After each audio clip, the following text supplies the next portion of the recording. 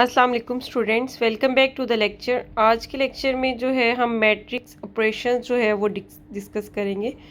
जैसे कि previous lecture में हमने मैट्रिक्स का इंट्रोडक्शन और डिफरेंट टाइप्स ऑफ मैट्रिसेस जो है वो डिस्कस किया था।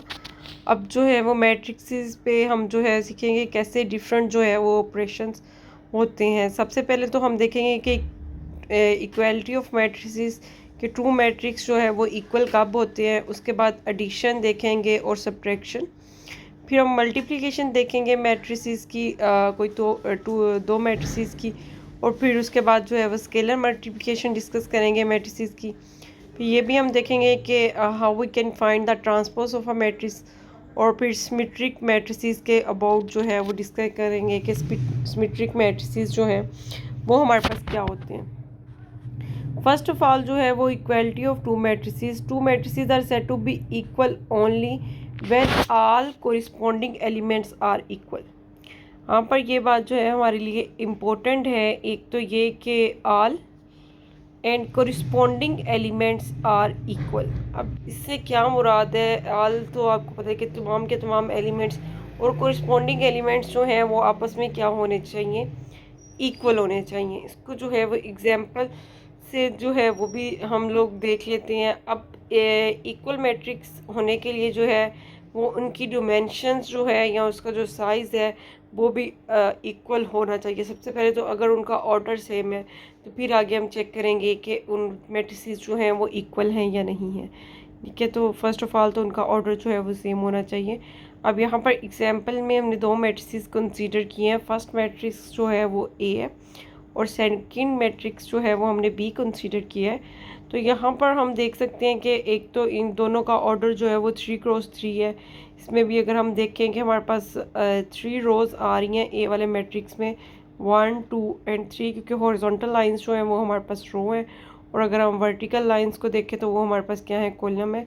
और इसमें 3 हमारे पास एक कॉलम है। और जो डायमेंशन या साइज़ होता है मैट्रिसेस का उसको हम लोग जो है वो रो इंटू कॉलम लिखते हैं। ठीक है, तो 3 रोज 3 कॉलम, तो ये भी 3x3 का मैट्रिक्स है। इसी तरह इस मैट्रिक्स को अगर हम देखें ये भी हमारे पास 3x3 का मैट्रिक्स है। अब जो हमने बात की थी all elements and corresponding elements की जो बात की थी वो हम लोग देख लेते हैं कि यहाँ पर उससे जो है वो क्या मीन है। कोरिस्पोंडिंग एलिमेंट्स है मीन अगर इसकी A11 इंट्री जो है फर्स्ट रो और फर्स्ट कॉलम की जो है इंट्री जो है फर्स्ट हमारे पास ये आ रही है, ये 1 है, तो इधर भी हम देख सकते हैं कि हमारे पास 1 है। इसी तरह अगर हमारे पास जो है फर्स्ट रो और सेकंड कॉलम की जो है वो इंट्री हमारे पास 0 है, तो इधर भी हमारे पास 0 है। नेक्स्ट जो है अगर हमारे पास फर्स्ट रो और थर्ड कॉलम की इंट्री जो है वो 0 है, तो इधर भी हमारे पास 0 है। इसी तरह हम बाकी सारी इंट्रीज़ को भी वेरीफाई कर सकते हैं। 2 और बी में भी हमारे पास 2 है।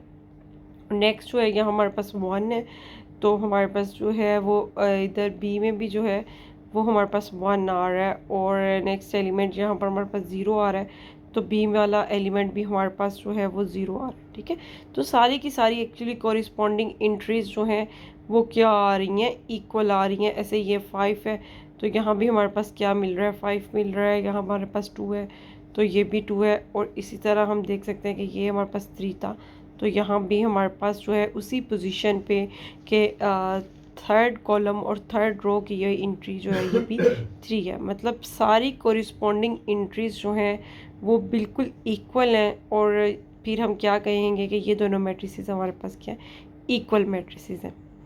अब नेक्स्ट जो है सम प्रॉपर्टीज़ ऑफ इक्वालिटीज़ की कुछ प्रॉपर्टीज़ जो हैं उनको हम देखते हैं कि सबसे पहले तो इस तरह जो हमारे पास प्रॉपर्टी होती है इसको कम्यूटेटिव प्रॉपर्टी हम कहते हैं कि इक्वालिटी में हमारे पास कम्यूटेटिव प्रॉपर्टी होल्ड करती है। इट मींस के if A is equal to B then B is equal to ए।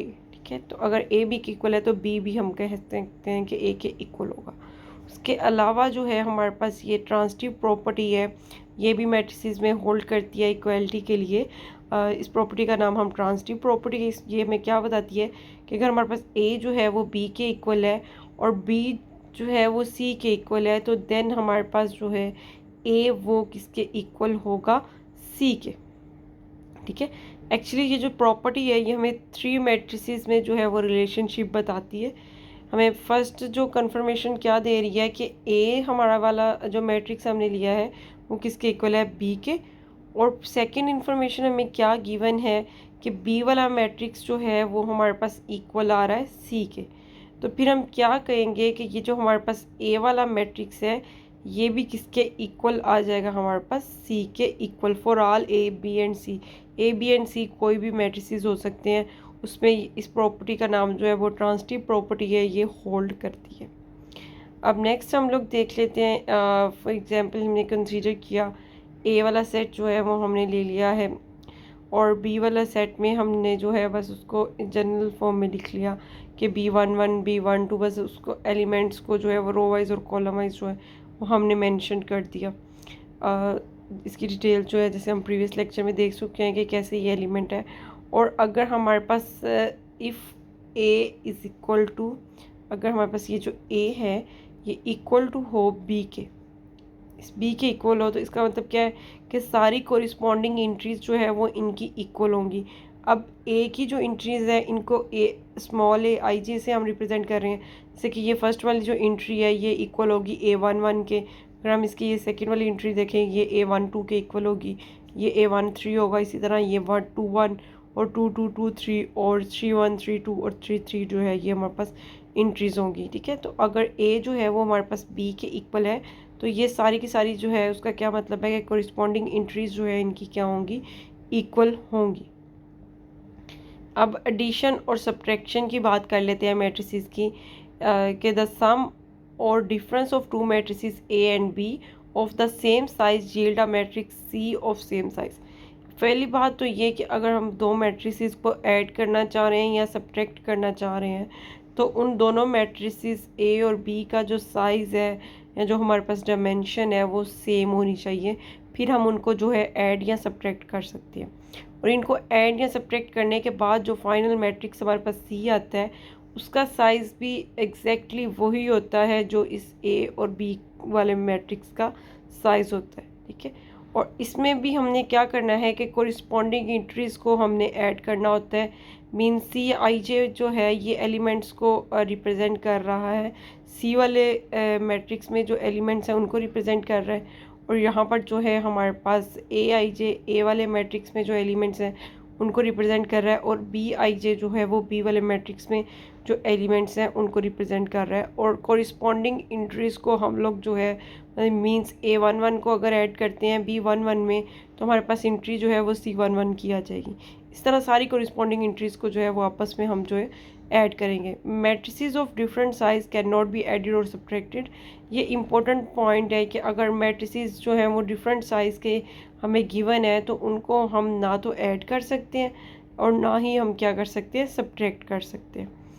अब इसकी जो है वो कुछ एडिशन के लिए, जैसे अभी हमने इक्वालिटी के लिए कहा था कि हमारे पास ट्रांजिटिव प्रॉपर्टी और कम्यूटेटिव प्रॉपर्टी होल्ड करती है, ऐसे ही कुछ एडिशन के लिए भी हमारे पास प्रॉपर्टीज़ जो हैं वो होल्ड करती हैं, उनको हम देख लेते हैं। फर्स्ट ऑफ ऑल जो है कम्यूटेटिव लॉ वो हमारे पास एडिशन में होल्ड करता है। कम्यूटेटिव लॉ हमें क्या कहते हैं कि अगर हम ए को बी में ऐड कर दें, ठीक है, या फिर हम क्या करें कि बी को ए में ऐड कर दें तो दोनों की वैल्यू जो है वो हमारे पास इक्वल आएगी।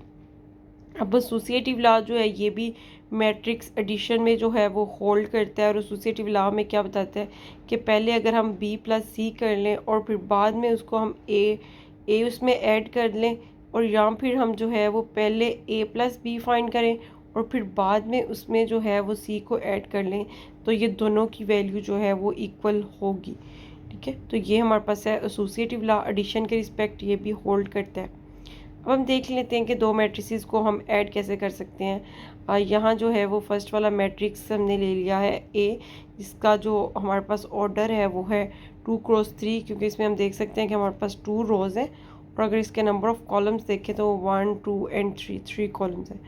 अब इसको हमें ऐड करना है बी वाले मैट्रिक्स में, और बी वाले मैट्रिक्स का ऑर्डर जो है वो भी हमारे पास क्या है, 2 रोज़, और इसमें भी हमारे पास जो कॉलम्स है नंबर ऑफ़ कॉलम्स वो 3 आ रहे हैं। तो दोनों का ऑर्डर जो है रो इनटू कॉलम हमारे पास ऑर्डर होता है, तो ये 2 क्रॉस 3 है, इधर भी इसका ऑर्डर 2 क्रॉस 3 है। अब इन दोनों को हमने ऐड करना है, तो हमने क्या एडिशन का रूल पढ़ा था कि कोरिस्पॉन्डिंग इंट्रीज जो है वो उनको ऐड करना होता है। तो 1 बाय 1 इसको देख लेते हैं कि हमने कैसे इसकी एडिशन की। 7 में हम जो है वो 1 ऐड करेंगे, A11 वाली इंट्री को B11 वाली इंट्री में ऐड करेंगे तो हमारे पास जो इंट्री आ जाएगी वो C11 की आ जाएगी। 7 + 1 जो है वो हमारे पास 8 आ जाएगा। नेक्स्ट अगर हम देखें कि 3 + 5 जो है वो हमारे पास 3 + 5 भी 8 है। और उससे नेक्स्ट वाली इंट्री को अगर हम देखें कि -1 + 6 जो है वो हमारे पास क्या आ जाएगा, 5 आ जाएगा, क्योंकि 6 - 1 जो है वो 5 होता है और 6 जो है वो हमारे पास बड़ी वैल्यू है, तो हमारे पास साइन जो है वो हमारे पास प्लस का ही आएगा। अब इससे आगे नेक्स्ट रो में भी इसी तरह आप जो है इसकी वैल्यूज़ को वेरीफाई कर सकते हैं कि इनको ऐड करने के बाद फाइनली हमारे पास जो है वो ये सी वाला मैट्रिक्स आ जाएगा। और सी वाले मैट्रिक्स का भी ऑर्डर जो है वो सेम ही है, जो हमारे पास ऑर्डर इधर ए और बी वाले मैट्रिक्स का जो ऑर्डर है वही हम देख सकते हैं कि सी वाले मैट्रिक्स का भी ऑर्डर आया। इनकी सारी वैल्यूज़ को आप वेरीफाई खुद से कर लें। अब मैट्रिक्स में जो है वो कुछ और प्रॉपर्टीज़ जो एडिशन के रिस्पेक्ट से होल्ड करती हैं। यहाँ पर हमने क्या है कि ए वाला कोई भी मैट्रिक्स लिया है, ठीक है, किसी भी ऑर्डर का मैट्रिक्स ए लिया है, उस पर हमने उस ऑर्डर की जो है वो नल मैट्रिक्स जो है अगर हम उसको ऐड करते हैं, यहाँ पर ज़ीरो जो है वो कोई एक एलिमेंट नहीं है, ज़ीरो एलिमेंट नहीं है, ज़ीरो मैट्रिक्स है या नल मैट्रिक्स है जिसको हम ए वाले मैट्रिक्स में ऐड कर रहे हैं। और इस नल मैट्रिक्स का ऑर्डर भी वही है जो इस ए वाले मैट्रिक्स का ऑर्डर है। तो इसको ए को हम नल मैट्रिक्स में ऐड करें या नल मैट्रिक्स को हम ए में ऐड करें तो हमारे पास जो है वो वैल्यू आ जाती है ए इटसेल्फ ही आ जाता है। इट मीन्स कि ये जो नल मैट्रिक्स है ये एडिटिव आइडेंटिटी है। आइडेंटिटी जो है वो एक ऐसा एलिमेंट होता है जिसको हम किसी भी से ऑपरेट करें, यहाँ पर जो कि मैट्रिक्स है, अगर उसको मैट्रिक्स से ऑपरेट करें तो दोबारा हमें इमेज में वही मैट्रिक्स जो है वो मिल जाए, तो उसको हम कहते हैं आइडेंटिटी एलिमेंट। तो यहाँ पर एडिशन के रिस्पेक्ट से हम चेक कर रहे हैं, तो एडिशन के रिस्पेक्ट से जो है वो नल मैट्रिक्स जो है वो एज आ आइडेंटिटी एलिमेंट हमारे पास जो है वो काम करता है कि इसको हम किसी भी मैट्रिक्स में ऐड कर लें दोबारा हमें वही मैट्रिक्स जो है वो मिल जाता है। अब नेक्स्ट हम देख सकते हैं कि अगर हमारे पास कोई ए मैट्रिक्स है, ठीक है, और उसको हम -a में जो है वो ऐड कर दे तो हमारे पास आ जाएगा नल मैट्रिक्स। अब -a मैट्रिक्स जो है वो हमारे पास एक्चुअली क्या हो रहा है कि ए वाले मैट्रिक्स की सारी इंट्रीज़ को जो है वो हम माइनस से मल्टीप्लाई कर देंगे, तो ये -a वाला मैट्रिक्स जो है वो हमारा बन जाएगा। और इन दोनों को अगर हम ऐड करते हैं तो हमारे पास आ जाता है नल मैट्रिक्स। और नल मैट्रिक्स जो है वो एडिशन के रिस्पेक्ट से हमारे पास क्या है, आइडेंटिटी है। तो इट मीन्स के ये जो है ए वाला मैट्रिक्स, इसका जो है वो एडिटिव इन्वर्स जो है अगर हम देखना चाहें तो इस ए वाले मैट्रिक्स का जो एडिटिव इन्वर्स -a बन जाएगा। और इन दोनों को अगर हम ऑपरेट करते हैं तो हमारे पास क्या आ रही है, आइडेंटिटी। इसलिए हमने कहा कि ए वाला मैट्रिक्स का एडिटिव इन्वर्स जो है वो क्या है, -a है, ठीक है। ऐसा एलिमेंट जो है वो इन्वर्स होता है जिसको अगर हम उस मैट्रिसेस की बात कर रहे हैं तो ए वाले मैट्रिक्स के साथ ऑपरेट कर रहे हैं, ऐसा मैट्रिक्स कि हमारे पास आइडेंटिटी मैट्रिक्स आ जाए विद रिस्पेक्ट टू एडिशन जो है वो आइडेंटिटी एलिमेंट जो है वो नल मैट्रिक्स हमने देखा, तो ये फिर -a जो है ये इसका एडिटिव इन्वर्स हो जाएगा। अब ये हम सब्ट्रैक्शन भी देख सकते हैं दो मैट्रिसेस की, जैसे हमने एडिशन देखी कि कोरिस्पॉन्डिंग इंट्रीज जो है वो उनको ऐड किया जाता है, इसी तरह सब्ट्रैक्शन में भी हमारे पास जो है वो कोरिस्पॉन्डिंग इंट्रीज को हम सब्ट्रैक्ट करेंगे। 6 - 1 अगर हम करें तो हमारे पास आ जाएगा 5। इस तरह अगर हम देखें कि 3 - 1 करें तो ये हमारे पास आ जाता है 2। और नेक्स्ट 4 - 2 करें तो हमारे पास आ जाएगा 2। और एकदम देख सकते हैं कि 2 - 0 करें तो हमारे पास 2 ही आ रहा है। और नेक्स्ट 2 - 0 ये भी हमारे पास 2 ही आ जाएगा। और फाइनली जो है वो लास्ट टर्म हमारे पास 7 - 8 है। अब 7 - 8 है तो हमारे पास -1 आ जाएगा, क्योंकि 8 जो है वो बड़ी वैल्यू है और बड़ी वैल्यू के साथ वाला साइन हमारे पास आता है।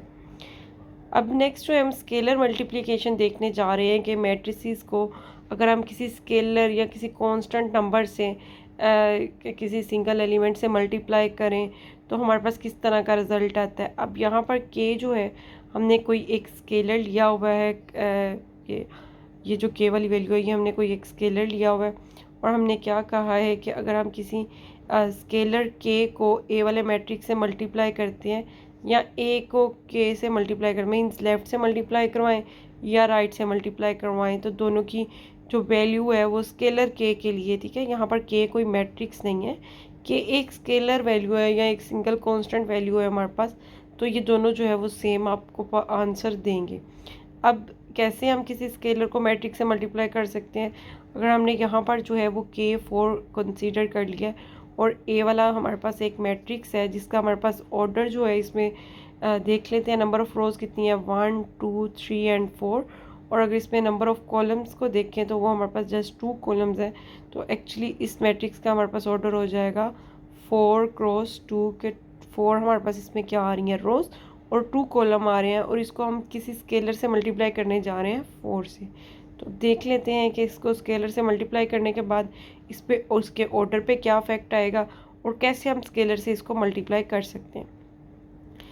4 को हमने इस मैट्रिक्स से जो है वो मल्टीप्लाई करना है, तो ये हम क्लियरली देख सकते हैं कि हमने इसकी सारी की सारी एंट्रीज़ को एक्चुअली 4 से मल्टीप्लाई किया है इस स्केलर से, ठीक है। 4 को अगर हम 3 से मल्टीप्लाई करते हैं तो हमारे पास आ जाता है 12। नेक्स्ट अगर हम -1 से मल्टीप्लाई करते हैं 4 को तो हमारे पास आ जाएगा -4।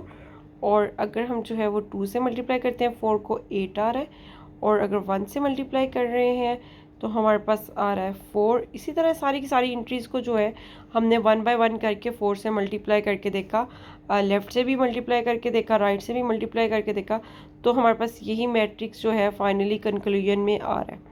और इस मैट्रिक्स में हम क्लियरली देख सकते हैं कि जो ओरिजिनल मैट्रिक्स का हमारे पास ऑर्डर था जिसको हमने स्केलर से मल्टीप्लाई किया था, उसका ऑर्डर हमारे पास क्या था 4 क्रॉस 2 के हमारे पास 4 इसमें रोज़ आ रही थी और 2 कॉलम आ रहे थे, और स्केलर मल्टीप्लिकेशन करने के बाद जो है वो मैट्रिक्स का ऑर्डर जो है वो चेंज नहीं हुआ, अगेन वही ऑर्डर रहा, ठीक है।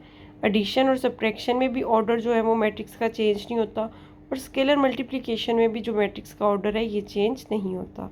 अब कुछ प्रॉपर्टीज़ जो हैं वो स्केलर मल्टीप्लिकेशन की रिस्पेक्ट से होल्ड करती हैं, उनको ज़रा 1 बाय 1 देख लेते हैं कि इसका क्या मीनिंग है।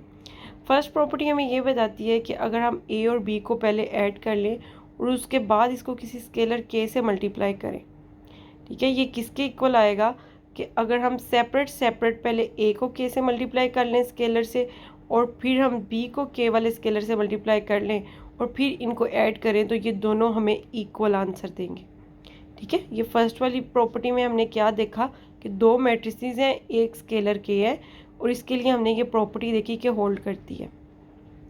अब नेक्स्ट जो है वो हम देखते हैं कि अगर हमने दो स्केलर कंसीडर कर लिए हैं, के एंड जी जो है वो कोई दो स्केलर वैल्यूज़ है और ए एक मैट्रिक्स है हमारे पास, तो फिर हम या तो इन दोनों स्केलर्स को पहले ऐड करके फिर फाइनली इस ए वाले मैट्रिक्स से मल्टीप्लाई कर लें, और या फिर हम क्या करें कि पहले के को ए से मल्टीप्लाई करें और जी को भी ए से मल्टीप्लाई करें और फिर इनको ऐड कर लें, तो ये दोनों हमें जो है वो इक्वल वैल्यूज़ देंगे, सेम इनका जो है वो हमारे पास आंसर आएगा। आप इनको खुद से कोई एग्जांपल्स लेके जो है वो वेरीफाई भी कर सकते हैं इन सारी प्रॉपर्टीज़ को। अब नेक्स्ट जो थर्ड वाली हमारे पास प्रॉपर्टी है वो क्या हमें बता रही है कि इसमें हमारे पास अगेन हमने टू मैट्रिसेस कंसीडर कर लिए हैं और के एक स्केलर है और मैट्रिक्स दो है। हम कहते हैं कि या तो हम इन दोनों मैट्रिक्स को पहले मल्टीप्लाई कर लें और फिर इसको स्केलर से मल्टीप्लाई करें, या फिर हम क्या करें सेकेंडली कि ए वाले एक मैट्रिक्स को जो है वो के से मल्टीप्लाई कर लें और फिर उसके बाद जो इसको के से मल्टीप्लाई करने के बाद आंसर आए उसको हम बी से मल्टीप्लाई करें। या फिर थर्ड हमारे पास पॉसिबिलिटी क्या है कि हम बी को जो है वो के से मल्टीप्लाई कर लें और फिर उसको जो आंसर आए वो ए से मल्टीप्लाई करें, तो ये तीनों जो है वो हमें सेम आंसर देंगे, कोई भी इसमें जो है वो इनइक्वालिटी नहीं है, ये हमारे पास तीनों इक्वल होंगे, ठीक है। और नेक्स्ट और लास्ट प्रॉपर्टी हमें क्या बताती है कि अगर हमने दो स्केलर कंसीडर कर लिए हैं तो पहले अगर हम दोनों स्केलर्स को मल्टीप्लाई करके ए से मल्टीप्लाई करें, या फिर हम जो है वो एक स्केलर को पहले ए से मल्टीप्लाई करें और फिर जो आंसर आए उसको के से मल्टीप्लाई करें, यहाँ पर स्केलर जी लिया हुआ है, और पहले जी को ए से मल्टीप्लाई करें और फिर इसको के से, तो ये भी दोनों साइड्स जो हैं ये हमेशा इक्वल होंगी। अब हम जो है वो मैट्रिसेस की मल्टीप्लिकेशन देखने जा रहे हैं। और मल्टीप्लिकेशन जो है मैट्रिसेस की ये काफ़ी इम्पोर्टेंट है और इसको आप ज़रा ध्यान से समझिएगा। एडिशन में तो हमने ये कहा कि दोनों मैट्रिसेस का एडिशन और सब्ट्रैक्शन के लिए अगर ऑर्डर सेम है तो फिर हम उनको ऐड कर सकते हैं, और जो ऐड करने के बाद मैट्रिक्स आया उसका भी हमने कहा कि ऑर्डर वही होगा। उसके बाद स्केलर मल्टीप्लिकेशन में हमने क्या कहा कि कोई भी ऑर्डर के मैट्रिक्स को किसी भी ऑर्डर के हम किसी स्केलर से मल्टीप्लाई कर सकते हैं, और मल्टीप्लाई करने के बाद जो है हमारे पास मैट्रिक्स आएगा उसका ऑर्डर वही रहेगा जो ओरिजिनल मैट्रिक्स का ऑर्डर था। अब हम दो मैट्रिसेस की जो है वो मल्टीप्लिकेशन देखने जा रहे हैं। ठीक है, अब दो मैट्रिसेस को अगर हम मल्टीप्लाई करते हैं तो हमें एक और मैट्रिक्स मिल जाएगा, लेकिन हम हर दो मैट्रिसेस जो है वो कंफर्मेबल नहीं है कि उनको हम मल्टीप्लाई कर सकें। इन पे कोई कंडीशन हमारी है कि मतलब वो उस कंडीशन को अगर ये सेटिस्फाई करते हैं तो फिर हम इनको जो है या इनकी हमारे पास मल्टीप्लिकेशन पॉसिबल है, अदरवाइज़ इनकी मल्टीप्लिकेशन पॉसिबल नहीं है। अगर हमारे पास ए और बी हमने दो मैट्रिसेस कंसीडर कर लिए हैं तो इस पे कंडीशन क्या है हमारे पास कि हम अगर ए क्रॉस बी फाइंड करना चाह रहे हैं, ए को बी से मल्टीप्लाई करने जा रहे हैं, तो द नंबर ऑफ़ कॉलम्स जो फर्स्ट वाला हम मैट्रिक्स ले रहे हैं उसके नंबर ऑफ़ कॉलम जो है वो इक्वल आ जाए सेकंड वाले मैट्रिक्स की नंबर ऑफ़ रोज़ के, तो फिर हम कहेंगे कि ये ए क्रॉस बी जो है वो कंफर्मेबल है फॉर मल्टीप्लिकेशन। अगेन रिवाइज कर देती हूँ मैं क्या कह रही हूँ कि अगर दो मैट्रिक्स जो हैं उनकी हमें मल्टीप्लिकेशन चेक करनी है तो हमें क्या देखना है कि जो फर्स्ट वाला मैट्रिक्स है उसके नंबर ऑफ़ कॉलम वो इक्वल आ जाए नंबर ऑफ़ रोज़ के सेकंड वाले मैट्रिक्स की, तो फिर ये दोनों मैट्रिक्स जो हैं वो कंफर्मेबल होंगे मल्टीप्लिकेशन के लिए। अब इनको मल्टीप्लाई करके जो थर्ड वाला मैट्रिक्स आएगा उसका ऑर्डर क्या होगा वो भी हम देख लेते हैं। एग्जाम्पल से जो है वो इसको समझते हैं। फर्स्ट वाला मैट्रिक्स हमने ले लिया है, इसका ऑर्डर है 1 क्रॉस 3, और सेकंड वाला मैट्रिक्स बी हमने ले लिया है, इसका ऑर्डर है 3 क्रॉस 1। अब यहाँ पर हम जो है वो देख सकते हैं कि ये कंफर्मेबल है मल्टीप्लिकेशन के लिए, क्योंकि फर्स्ट वाले का जो नंबर ऑफ़ कॉलम्स है वो किसके इक्वल है, सेकंड वाले मैट्रिक्स की नंबर ऑफ़ रोज़ के, तो ये इन दोनों को हम जो है वो मल्टीप्लाई कर सकते हैं। अब अगली बात ये कि इनको मल्टीप्लाई करने के बाद जो मैट्रिक्स आएगा उसको हमने सी का नाम दे दिया है, उसका ऑर्डर जो है वो क्या होगा वो भी बहुत इंपॉर्टेंट है। उसका ऑर्डर जो है वो फर्स्ट वाले मैट्रिक्स की हम रोज़ लेंगे और सेकंड वाले मैट्रिक्स के कॉलम लेंगे, तो जो मल्टीप्लिकेशन के बाद मैट्रिक्स आएगा उसका हमारे पास ऑर्डर जो है वो बन जाएगा, वो 1 क्रॉस 1 है। इसको हम जो है अगर नेक्स्ट हम एग्जाम्पल कंसीडर एक की है कि इसको हमने चेक करना है कि इसकी मल्टीप्लिकेशन हम कर सकते हैं या नहीं। बी वाले मैट्रिक्स का हमने ऑर्डर ले लिया है 2 क्रॉस 1, और ए वाले मैट्रिक्स का जो है हमने ऑर्डर ले लिया है 4 क्रॉस 2। अब इसमें जो है वो नंबर ऑफ़ कॉलम्स हमारे पास आ रहे हैं बी वाले मैट्रिक्स में 1, और जो नंबर ऑफ़ रोज़ हैं ए वाले मैट्रिक्स में वो है 4। अगर नंबर ऑफ़ कॉलम जो है वो फर्स्ट वाले मैट्रिक्स के नंबर ऑफ़ रोज़ के इक्वल हों सेकंड वाले मैट्रिक्स की, तो फिर ये कंफर्मेबल होते हैं मल्टीप्लिकेशन के लिए। इट मींस कि इस तरह का अगर ऑर्डर के मैट्रिसेस हैं तो इनकी मल्टीप्लिकेशन जो है वो पॉसिबल नहीं है। अब नेक्स्ट एक और देख लेते हैं हम लोग एग्जांपल। यहाँ पर हमने क्या लिया कि फर्स्ट वाला मैट्रिक्स ए है, इसका हमने ऑर्डर ले लिया है 6 क्रॉस 2, और सेकंड वाला मैट्रिक्स बी, इसका ऑर्डर ले लिया हमने 6 क्रॉस 3। तो ये भी जो है अब इसको देखते हैं कि ये कंफर्मेबल हैं कि नहीं मल्टीप्लिकेशन के लिए। तो नंबर ऑफ़ कॉलम्स देखने तक यहाँ पर हमें ये नज़र आ रहा है कि जो फर्स्ट वाला हमारे पास मैट्रिक्स है इसकी जो नंबर ऑफ़ रोज़ हैं वो सेकंड वाले मैट्रिक्स की नंबर ऑफ़ रोज़ के इक्वल है। ठीक है, लेकिन हमें क्या चाहिए कि फर्स्ट वाले मैट्रिक्स का नंबर ऑफ़ कॉलम जो है वो सेकंड वाले मैट्रिक्स की नंबर ऑफ़ रोज़ के इक्वल आने चाहिए। तो 2 जो है वो 6 के इक्वल नहीं है, तो ये भी हमारे पास कंफर्मेबल नहीं है मल्टीप्लिकेशन के लिए, कि इसकी मल्टीप्लिकेशन भी जो है वो पॉसिबल नहीं है। अब नेक्स्ट एक और एग्जांपल जो है वो हम देख लेते हैं। अगर हमने मैट्रिक्स कंसीडर किया है, ए वाले मैट्रिक्स का हमने ऑर्डर लिया 2 क्रॉस 3, और बी वाले मैट्रिक्स का हमने ऑर्डर ले लिया 3 क्रॉस 2। अब इसमें जो है नंबर ऑफ़ कॉलम 3 है और बी वाले मैट्रिक्स में जो नंबर ऑफ़ रोज़ है वो भी 3 है, तो इन दोनों की जो है वो मल्टीप्लिकेशन पॉसिबल है, ये कंफर्मेबल है फॉर मल्टीप्लिकेशन, इसकी मल्टीप्लिकेशन हम कर सकते हैं। अब नेक्स्ट हमने क्या देखना है कि तो फिर सी वाला मैट्रिक्स जो मल्टीप्लाई करने के बाद आएगा उसका ऑर्डर क्या होगा। उसका ऑर्डर जो है वो फर्स्ट वाले की रोज़ और सेकंड वाले का कॉलम, तो ये हमारे पास हो जाएगा 2 क्रॉस 2। ठीक है, ये हमारे पास सी वाले मैट्रिक्स का ऑर्डर हो जाएगा। इसको हम यहाँ से देख भी सकते हैं कि यहाँ मैंने जो है वो एक एग्जांपल कंसीडर कर लिया यही दोनों ऑर्डर्स की, कि क्या मैंने कह दिया कि ए वाले एलिमेंट्स को स्मॉल ए से रिप्रेजेंट कर रहे हैं, इसका ऑर्डर जो है 2 क्रॉस 3 का ले लिया, और बी वाले को हम जो है वो स्मॉल बी से रिप्रेजेंट कर रहे हैं, और जो इनको मल्टीप्लाई करने के बाद आ रहा है उसको स्मॉल सी से कर रहे हैं। तो हम यहाँ पर जो है इसको कैसे मल्टीप्लाई करेंगे, इसकी मल्टीप्लिकेशन सीखने जा रहे हैं। ऑर्डर तो हमने यहाँ से डिसाइड कर लिए, सिर्फ ऑर्डर अगर हमें पता है तो हम डिसाइड कर सकते हैं कि सी का ऑर्डर क्या होगा, और सी के एलिमेंट्स को हमने C1 1 C1 2 C2 1 और C2 2 से रिप्रेजेंट कर लिया।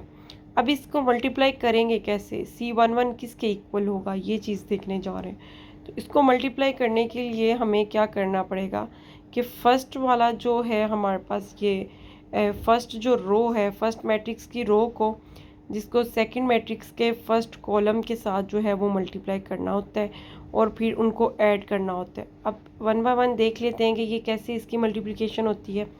यहाँ पर जो है हमने A11 जो है इसको हमने मल्टीप्लाई करना है सबसे पहले फर्स्ट कॉलम की फर्स्ट एंट्री के साथ। ठीक है, अब ये हमारे पास जो है वो क्या है, A11 मल्टीप्लाई हो जाएगा B11 से, और फिर नेक्स्ट जो है हमारे पास ये A12 जो है ये मल्टीप्लाई होगा B21 के साथ, और ये हमारे पास टर्म आ जाएगी। उससे नेक्स्ट जो है हमारे पास क्या आएगा कि A13 हम मल्टीप्लाई कर देंगे B31 के साथ, तो ये टर्म आ गई। और इन तीनों को एक कॉलम्स में जो आ रहे हैं या एक रो वालों को, इनको हमने ऐड करना है, तो हमारे पास मल्टीप्लिकेशन वाले की फ़र्स्ट एंट्री जो है ये आ जाएगी C11। अब इसी तरह हमने अब जो है वो C12 को देखते हैं कि वो कैसे बनेगी। उसके लिए हमें क्या करना पड़ेगा, 1 और 2 है, अगेन हम कॉलम जो है वो फर्स्ट वाला ही कंसीडर करेंगे, वो रो जो है वो फर्स्ट मैट्रिक्स की फर्स्ट वाली ही कंसीडर करेंगे, और कॉलम जो है वो सेकंड मैट्रिक्स का अब जो है वो सेकंड आ जाएगा। 1 2 है तो रो फर्स्ट है फर्स्ट वाले की, और 2 जो रिप्रेजेंट कर रही है वो सेकंड मैट्रिक्स का सेकंड कॉलम हमने कंसीडर किया। अब इस इन टर्म्स को भी देख लेते हैं 1 बाय 1। सबसे पहले जो है हमारे पास A11 जो मल्टीप्लाई होगा B12 से, तो ये हमारे पास टर्म आ जाएगी। सेकेंडली फिर हम क्या करेंगे कि A12 को हम मल्टीप्लाई करेंगे B22 से, तो ये सेकंड टर्म हमारे पास आ गई। और फिर हम A13 को मल्टीप्लाई करेंगे B32 से, तो ये हमारे पास थर्ड वाली टर्म आ गई। और फाइनली हमारे पास जो है मल्टीप्लिकेशन होने के बाद जो मैट्रिक्स आ रहा था उसकी हमारे पास सेकंड टर्म आ गई C12। इसी तरह हम जो है वो बाकी भी टर्म्स जो है C21 जो है वो कैसे हमारे पास बनेगी कि अब सेकंड रो हम कंसीडर करेंगे फर्स्ट वाले मैट्रिक्स की, और फर्स्ट कॉलम जो है वो सेकंड मैट्रिक्स का, और फिर उनको मल्टीप्लाई करके उसी तरह हम ऐड कर लेंगे, तो ये C21 बन जाएगा। और C22 के लिए हमें क्या करना पड़ेगा, फर्स्ट वाले की सेकंड रो और सेकंड वाले का सेकंड कॉलम। ठीक है, इनको मल्टीप्लाई करके इस तरह ऐड कर देंगे, तो ये हमारे पास C22 आ जाएगा। इनकी एंट्रीज को भी आप वेरीफाई कर सकते हैं। तो successfully multiplication of ith of A with jth column of B। अब ith रो को हम jth कॉलम से जो है वो रो बाय कॉलम जो है हमारे पास मल्टीप्लिकेशन होती है। ये एग्जांपल से भी हम जो है वो देख लेते हैं। इसकी मैं आपको फर्स्ट वाली टर्म को सिर्फ डिटेल से बता देती हूँ कि यहाँ पर हमारे पास 1 मल्टीप्लाई होगा 4 से, 1 मल्टीप्लाई 4 आ गया हमारे पास। फिर हम 2 को मल्टीप्लाई करेंगे 6 से, तो ये हमने लिख लिया। उसके बाद जो है हमने इसको मल्टीप्लाई करना है 3 को 5 से, तो ये 3 मल्टीप्लाई 5, और फिर इन तीनों को हमने ऐड कर लिया। इसी तरह ये सेकंड वाला को भी आप वेरीफाई कर लें, थर्ड वाली टर्म्स को भी, और फाइनली इन सब को ऐड करके आपने ये वेरीफाई कर लेना है कि इसको मल्टीप्लिकेशन करने से हमारे पास ये फाइनली मैट्रिक्स बना है। इसका ऑर्डर तो हम इसको देखते ही डिसाइड कर लेंगे, क्योंकि ये अगर हम देखेंगे ये जो फर्स्ट वाला मैट्रिक्स है हमारा, इसका हमारे पास ऑर्डर है 2 क्रॉस 3। ठीक है, इसका ऑर्डर 2 क्रॉस 3 बन रहा है हमारे पास, और ये इस मैट्रिक्स का ऑर्डर है। सेकंड वाला मैट्रिक्स जो हमारे पास ये गिवन है, इसका अगर हम ऑर्डर देखें तो ये हमारे पास बन रहा है 3 क्रॉस 2। ठीक है, मीन्स के कंफर्मेबल है ये मल्टीप्लिकेशन के लिए, क्योंकि हमारे पास इसके नंबर ऑफ कॉलम्स जो है फर्स्ट वाले के वो सेकंड वाले के नंबर ऑफ रोज़ के इक्वल है। तो जो हमें मल्टीप्लिकेशन करने के बाद मैट्रिक्स आना था उसका ऑर्डर हमें यहाँ से ही कंफर्म पता चल जाता है कि उसका ऑर्डर जो है वो 2x2 बनना था और ये 2x2 का ही मैट्रिक्स हमारे पास बना है। ठीक है, ये सारी बाकी वैल्यूज़ जो है आप वेरीफाई खुद कर लीजिएगा। इस तरह अब हम ये एक प्रॉपर्टी काफ़ी इंपॉर्टेंट प्रॉपर्टी है। जैसे हमने एडिशन में जो है वो आइडेंटिटी देखा था कि वो नल मैट्रिक्स है। अब मल्टीप्लिकेशन में जो है वो आइडेंटिटी मैट्रिक्स जो है वो एज आ आइडेंटिटी एलिमेंट जो है वो ट्रीट होगा। जिस ऑर्डर का मैट्रिक्स होगा उस ऑर्डर का आइडेंटिटी मैट्रिक्स होगा। तो किसी भी ऑर्डर के मैट्रिक्स को अगर हम आइडेंटिटी मैट्रिक्स से मल्टीप्लाई करें तो वही मैट्रिक्स हमारे पास दोबारा आ जाएगा। इसको भी हम आपने कंप्लीट एक्सपेंड करके जो है वो देख लेना है कि यही मैट्रिक्स बनेगा कि नहीं। उसके अलावा कुछ और मल्टीप्लिकेशन की प्रॉपर्टीज है। फर्स्ट तो वही आइडेंटिटी वाली प्रॉपर्टी हमने देख ली।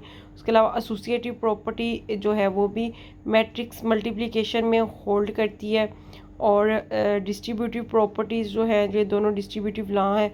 फर्स्ट वाला लॉ जो है ये लेफ़्ट डिस्ट्रीब्यूटिव लॉ है और ये सेकंड जो है वो राइट डिस्ट्रीब्यूटिव लॉ है। तो ये भी जो है मैट्रिक्स मल्टीप्लिकेशन में दोनों होल्ड करते हैं। अब इसके ऑर्डर का आपने ख़ास ख्याल रखना है कि अगर ए को लेफ़्ट से मल्टीप्लाई कर रहे हैं तो यहाँ पर ए बी ही आना चाहिए। बी ए लिख देंगे तो गलत है, क्योंकि कम्यूटेटिव प्रॉपर्टी की यहाँ पर हमने बात नहीं की कि कम्यूटेटिव प्रॉपर्टी जो है वो जनरली होल्ड नहीं करती।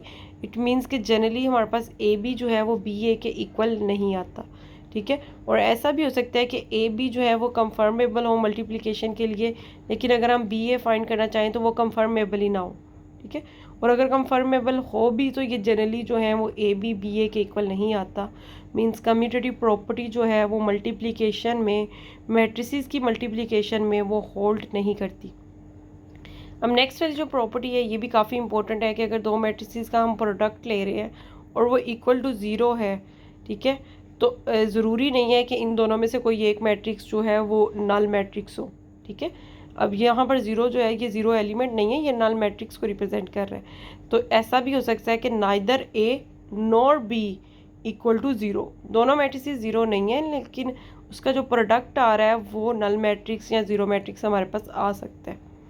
अब नेक्स्ट जो हमारे पास एक प्रॉपर्टी है ये भी काफ़ी इम्पोर्टेंट है कि अगर हमारे पास ए बी जो है वो ए सी के इक्वल है तो ये नेसेसरी नहीं है कि बी जो है वो सी के इक्वल हो। मतलब कैंसलेशन प्रॉपर्टी जो वैसे जो है वो नंबर्स में हमारे पास होल्ड करती है, ये भी मैट्रिसेस में होल्ड नहीं करती। तो ये तीनों की तीनों जो प्रॉपर्टीज़ हैं ये काफ़ी इंपॉर्टेंट है। ये अगर हम नंबर्स के लिए देखें या किसी और सेट्स के लिए देखें तो उसमें होल्ड करती हैं, लेकिन ये मैट्रिसेस में होल्ड नहीं करती। तो इसको जो है वो एक यहाँ पर मैंने जो है वो शो भी करवाया है कि ये जो है वो दो मैट्रिसेस मैंने ले लिए हैं, टी और एस, दोनों का ऑर्डर जो है वो 2/2 है और इनको मल्टीप्लाई करने के बाद जो मैट्रिक्स आएगा, ये वैल्यूज़ आपने खुद से वेरीफाई कर लेनी है। कि लेक्चर काफ़ी लेंथी हो रहा है तो मैं इसको सारा जो है वो एक्सप्लेन नहीं कर रही। अब यहाँ पर मैंने पहले टी को एस से मल्टीप्लाई करवाया और फिर एस को टी से मल्टीप्लाई करवाया, तो आप क्लियरली देख सकते हैं कि ये दोनों मल्टीप्लिकेशन होने के बाद जो है वो इक्वल नहीं आ रहे। तो इट मीन्स के कम्यूटेटिव प्रॉपर्टी की ये वेरिफिकेशन है कि कम्यूटेटिव प्रॉपर्टी होल्ड नहीं करती। और उसके बाद ये मैंने एक मैट्रिक्स दो ले लिए। ए वाला मैट्रिक्स जो है वो मैंने ये ले लिया 1 1 और 0 0, और बी वाला मैट्रिक्स मैंने ये कंसीडर कर लिया 2 3 और -2 -3। ये दोनों मैट्रिक्स जो हैं वो नल नहीं है, ना ही ये ए वाला मैट्रिक्स नल है और ना ही बी वाला मैट्रिक्स नल है, लेकिन इनको मल्टीप्लाई करने के बाद जो है वो हमारे पास ज़ीरो मैट्रिक्स या नल मैट्रिक्स बन रहा है। तो ये भी वाली प्रॉपर्टी भी वेरीफाई होगी कि ज़रूरी नहीं है कि अगर दो मैट्रिसेस का प्रोडक्ट जो है वो ज़ीरो आ रहा है तो वो मैट्रिक्स जो है वो इटसेल्फ भी जो है हमारे पास ज़ीरो हो। अब फाइनली जो है वो ट्रांसपोज को डिस्कस करते हैं और उसके बाद बस सिमेट्री को देखेंगे और आज के लेक्चर को हम एंड करते हैं। कि अगर मेरे पास एक मैट्रिक्स है जिसका ऑर्डर जो है वो 2x3 है, तो इसका ट्रांसपोज में एक्चुअली हमें क्या करना होता है कि जो रोज़ हैं उनको कॉलम में चेंज कर देना है और कॉलम जो है वो रो बन जाएगा। अब इस मैट्रिक्स में हम देख सकते हैं कि हमारे पास फर्स्ट रो जो है वो ट्रांसपोज वाले मैट्रिक्स में फर्स्ट हमारे पास कॉलम बन जाएगा, और जो सेकंड हमारे पास रो है ए वाले मैट्रिक्स की, उसके ट्रांसपोज वाले मैट्रिक्स में वो जो सेकंड कॉलम बन जाएगा। और ऑर्डर भी जो है वो चेंज हो जाएगा। अगर ओरिजिनल मैट्रिक्स का हमारे पास जो ऑर्डर है वो 2x3 है, तो इसके ट्रांसपोज वाले मैट्रिक्स का हमारे पास ऑर्डर जो है वो 3x2 हो जाएगा, क्योंकि रोज़ जो है वो कॉलम में हम चेंज कर चुके हैं। तो ये हमारे पास फर्स्ट वाली रो जो है ये 2 4 7, यहाँ पर हमारे पास जो है वो फर्स्ट कॉलम बन गया है 2 4 7 वाला। और ये जो फर्स्ट वाली रो सेकंड वाली रो थी 5 3 और 1, ये यहाँ पर हमारे पास सेकंड कॉलम बन गया 5 3 एंड 1, और इसका ऑर्डर जो है वो 3 क्रॉस 2 है और ओरिजिनल वाले का ऑर्डर जो है वो 2 क्रॉस 3 था। ये हम क्लियरली जो है वो देख सकते हैं कि हम इसमें इंटरचेंज करते हैं एक्चुअली रोज़ को कॉलम्स के साथ। अब ट्रांसपोज के रिस्पेक्ट से जो है वो कुछ प्रॉपर्टीज़ ये काफ़ी इंपॉर्टेंट है जो कि होल्ड करती है मैट्रिसेस में, कि अगर हम ए और बी को ऐड करें और फिर उसका ट्रांसपोज फाइंड करें, या सेपरेट दोनों का ट्रांसपोज फाइंड करके उनको ऐड करें, तो ये इक्वल होता है। इसी तरह लेकिन मल्टीप्लिकेशन वाले केस में जो है ये प्रॉपर्टी बहुत इंपॉर्टेंट है कि अगर ए और बी का जो ट्रांसपोज है वो किसके इक्वल आ रहा है, बी ट्रांसपोज ए ट्रांसपोज। ठीक है, ये A transpose into B transpose के इक्वल जो है वो नहीं है। ठीक है, मीन इसका ऑर्डर जो है वो चेंज हो जाता है। अगर होल पे ट्रांसपोज आ रहा है मल्टीप्लिकेशन में तो ये बी ट्रांसपोज ए ट्रांसपोज के इक्वल है, जबकि इसके इक्वल नहीं है। और अगर हम स्केलर मल्टीप्लिकेशन की बात करें तो के क्योंकि कांस्टेंट वैल्यू है तो उस पर ट्रांसपोज का कोई इफेक्ट नहीं होता। ये सिंपली हम ए का ट्रांसपोज लेके उसको जो है वो के से मल्टीप्लाई कर लें, या के से मल्टीप्लाई करने के बाद उसका ट्रांसपोज ले, तो ये दोनों हमें इक्वल वैल्यू देते हैं। और फोर्थ वाली हमारे पास प्रॉपर्टी हमें ये कहती है कि अगर हम ट्रांसपोज एक दफ़ा हमने ट्रांसपोज लिया है उस मैट्रिक्स का, दोबारा फिर अगर हम उसी मैट्रिक्स का ट्रांसपोज ले लेंगे तो वो ए वाला ओरिजिनल मैट्रिक्स जो है हमें मिल जाएगा। अब इन प्रॉपर्टीज़ की जो है मैंने यहाँ पर वेरिफिकेशन भी की है। आप इन सारी प्रॉपर्टीज़ को जो है वो खुद से भी एक दफ़ा वेरीफाई करके देख लीजिएगा कि ए और बी वाले मैट्रिक्स कंसीडर किए हैं और इनको जो है मैंने ए और बी को ऐड किया है, तो मेरे पास ऐड करने के बाद ये मैट्रिक्स आ रहा है और फिर मैंने इसका ट्रांसपोज ले लिया। और बाद में मैंने क्या किया कि इस ए वाले मैट्रिक्स का पहले ट्रांसपोज फाइंड किया, इसका ट्रांसपोज पहले फाइंड करके ये लिखा, और फिर बी वाले मैट्रिक्स का ट्रांसपोज फाइंड करके ये लिखा, और फिर इनको ऐड किया, तो ये दोनों आप क्लियरली देख सकते हैं कि इक्वल है। इसी तरह इस प्रॉपर्टी को भी मैंने सेकंड वाली मल्टीप्लिकेशन वाली प्रॉपर्टी को भी वेरीफाई करके दिखाया कि इसमें हमारे पास क्या आ रहा है कि ए वाला मैट्रिसेस दोनों ये मल्टीप्लाई हो रहे हैं, और इसमें क्या कहा हमने कि ये हमारे पास जो है वो मल्टीप्लाई होने के बाद ये मैट्रिक्स हमारे पास आ रहा है। ठीक है, और इसका अगर हम ट्रांसपोज लेते हैं तो वो हमारे पास आ रहा है 2 और 8। तो इट मीन्स कि इसको अगर हम इन दोनों को मल्टीप्लाई करके उसका ट्रांसपोज लेते हैं तो हमारे पास ये वैल्यू आ रही है। और सेकंड केस में मैंने क्या करना है कि पहले बी का ट्रांसपोज लिखना है, इस वाले मैट्रिक्स का ट्रांसपोज लिख दिया, और फिर ए वाले मैट्रिक्स का ट्रांसपोज लिख के फिर इन दोनों को मल्टीप्लाई किया, तो हम क्लियरली देख सकते हैं कि ये दोनों इक्वल आ रहे हैं। अब आप इसकी पोजीशन चेंज करके भी देखिएगा कि क्या ये कंफर्मेबल है या नहीं है, या इक्वल आते हैं या नहीं आते। अब लास्ट थिंग जो है वो सिमेट्रिक मैट्रिसेस हमारे पास क्या होते हैं। ऐसे मैट्रिसेस हमारे पास सिमेट्रिक मैट्रिसेस होते हैं जिनका अगर हम ट्रांसपोज लें तो वो ए के इक्वल ही आ जाए। ठीक है, ऐसा मैट्रिक्स हमारे पास क्या होगा, सिमेट्रिक मैट्रिक्स। और स्क्यू सिमेट्रिक की भी टर्म जो है वो यूज़ की जाती है, उसमें हमारे पास ये होगा कि ए का ट्रांसपोज जो है वो अगर ए का हम ट्रांसपोज फाइंड कर रहे हैं वो -a के इक्वल अगर आता है तो फिर ऐसे मैट्रिसेस को हम कहेंगे कि वो स्क्यू सिमेट्रिक है। मींस कि अगर ए हमारे पास एक मैट्रिक्स है और इसका हमें ट्रांसपोज फाइंड करना है और ये -a के इक्वल अगर आ रहा है तो ऐसे मैट्रिसेस जो हैं वो स्क्यू सिमेट्रिक हमारे पास मैट्रिसेस कहलाएंगे। ठीक है, और इसमें जो है वो जो स्केयर मैट्रिक्स हैं, ये लास्ट थिंग जो है वो आपको बताने जा रही हूँ, इसके बाद बस लेक्चर एंड है।